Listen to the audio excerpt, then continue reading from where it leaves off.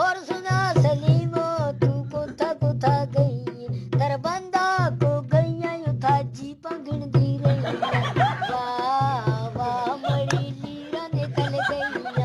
वाह वाह मड़ी लीरा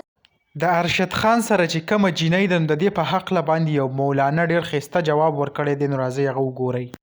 چې خدای دا مسلمان نن په کومه روان دی او خورې ته خو د دې کور که ته د چا ښځې نو ته د خاوند زینت یې، که ته د چا خور یې نو ته د رور عزت یې، ته که د چا لور یې نو ته د پلار عزت یې، ته د تره عزت یې، ته د ماما عزت یې. ستا دا مخ او حسن دا د پردو سړو دپاره دی.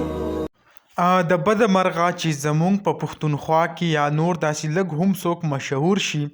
نو هغه چې کم دی بیا داسې د بېعزتۍ داسې د بېغیرتوب کم پاټونه چې دي هغه شروع کي.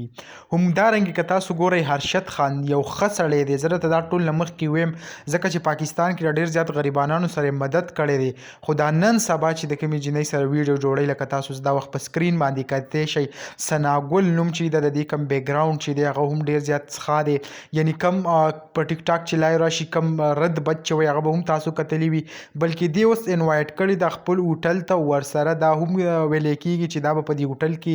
کار هم کوي، د هوټل دپاره هغه ډېره غوښتي ده خاص د پاکستان نه. نو خلک چې کم دی پښتانه هغه پرې ډېر زیات خفه دي، په سوشل میډیا پرې ډېر زیات تنقید روان دی چې آیا ارشد خان لا یعنی یو دونه ښه انسان و هغې له دا نه کول پکار چې هغې یو داسې بې پاکه جینۍ هغه راوسته او په خپل کم هوټل کې چې دی هغه ځان سره یوځای کړه. بل طرف ته خلک دا هم وایي چې سعودي عرب چې کوم دی یو پاکه خاوره ده، په دې باندې خلک جینکۍ هغه نه راولي چې دلته په هوټلو کې به خلکو ته کینوي او خلکو له به په خوراکونه او دا هر څه ورکوي. نو خلک چې کوم دی هغه په دغې باندې هم ډېر زیات تنقید کوي چې ارشد خان له دا نه وه پکار. به هر حال هغې چې کومه راوستې ده د هغې له خوا اوسه پورې څه جواب نه دی راغلی چې هغه د دې په هکله باندې سوی، نو چې څه یې هم ویله موږ به هغه تاسو سره شریک کوو چې ارشد خان سوی د څه د وجې نه دا جینۍ هغه خپل هوټل ته د ځان سره هغه کینولي او ابتداګانې پرې کوي، نو هغه به هم موږ تاسو سره بیا په نیکسټ ویډیو کې شیر کوو.